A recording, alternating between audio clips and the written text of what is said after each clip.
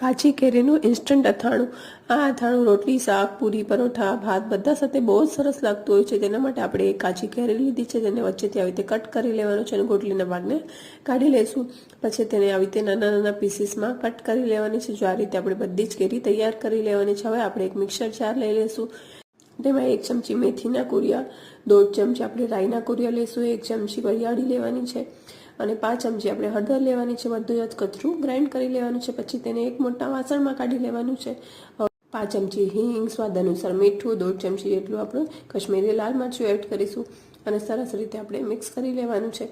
પછી આપણે તેમાં 2 ચમચી જેટલું વઘારિયામાં 2 ચમચી જેટલું તેલ લઈશું. તેને સરસ એકદમ ધુમાડા નીકળે તેવું ગરમ કરીને મસાલામાં એડ કરી દેવાનું છે. સરસ રીતે મિક્સ કરી લઈશું. હવે આપણે જે કેરીના ટુકડા કરીને રાખ્યા હતા તે તેમાં એડ કરી દેવાનું છે અને સરસ રીતે બધું મિક્સ કરી લેવાનું છે. આપણું કાચી કેરીનું ઇન્સ્ટન્ટ અથાણું તૈયાર છે. જો રેસીપી ગમે તો લાઈક, શેર, સબસ્ક્રાઈબ